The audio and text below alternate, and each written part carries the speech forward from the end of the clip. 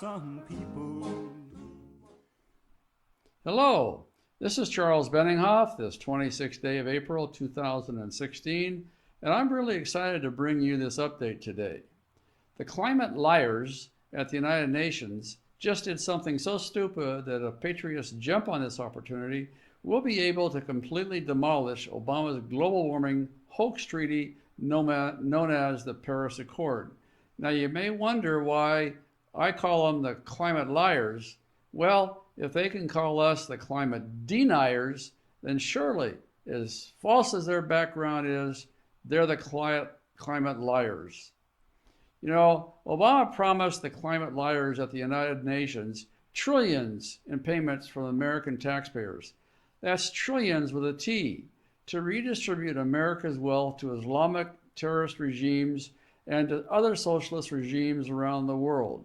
Publicly, the media has declared that Obama promised the UN only $3 billion, but the climate chief at the UN says that's not true. She says the initial $3 billion is only seed money, and there's no limit to the amount the United States will pay to promote the great climate change hoax. In its zeal to inveigle every possible nation to sign the treaty, the climate liars made a potentially fatal error. The climate liars allowed the, quote, state of Palestine, unquote, to sign the treaty. That just goes to show you that the lawyers working at the UN are every bit as smart as their so-called climate scientists. Calling Palestine a state is about as valid as calling Kentucky Fried Chicken diet food.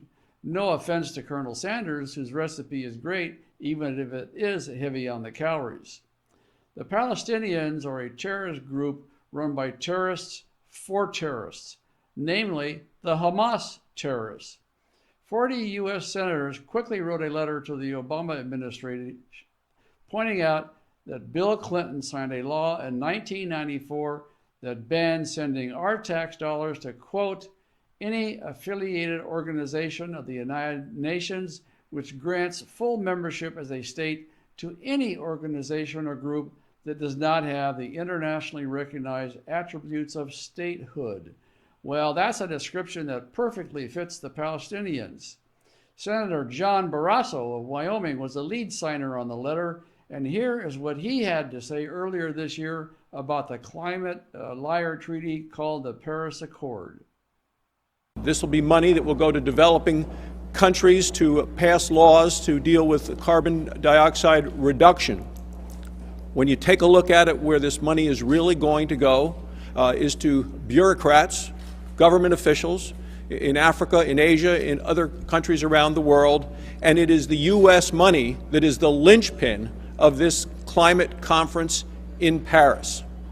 If the president is going to try to spend money like this, it ought to be money that actually does good, rather than money that's being spent to make the negotiators feel good. The UN climate liars want to destroy the Second Amendment and free speech, and they want to force you to pay for it. They also want American money to finance their palaces, their harems, their fleets of Rolls-Royce automobiles, and private jet aircraft. But we're not out of the woods yet. Only 40 senators signed this letter to the Obama regime, and Mitch McConnell's name is not on the letter. Plus, no one in the House of Representatives has acknowledged this law yet that prohibits giving taxpayer funds to the Palestinians through this climate hoax treaty. So we have a lot of work to do.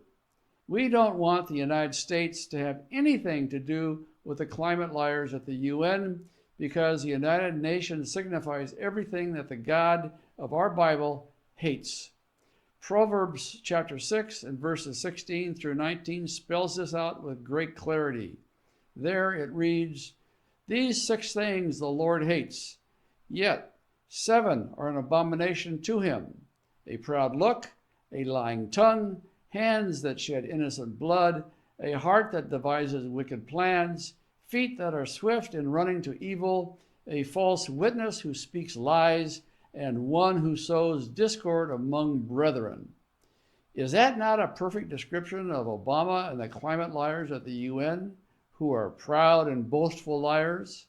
The UN sheds innocent blood, devises wicked plans, and runs to evil, and it sows discord among brethren, especially here in the United States. You might think that a UN treaty is just too big an issue for us to take on.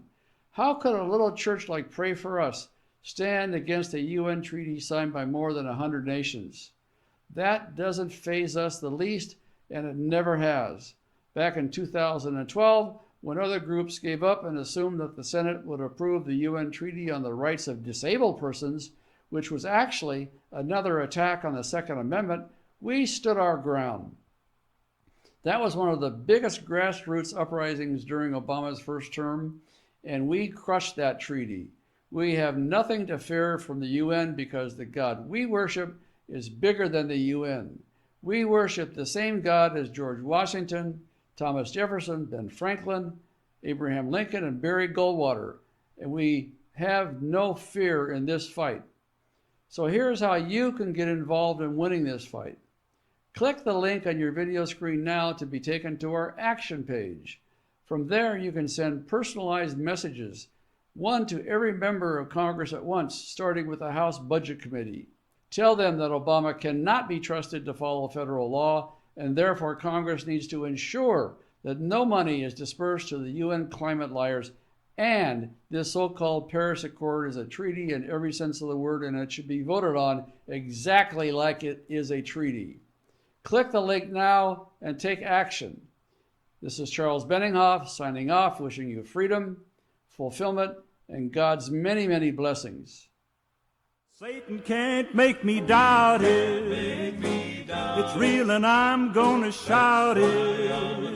I was there when it happened, and I guess I ought to know.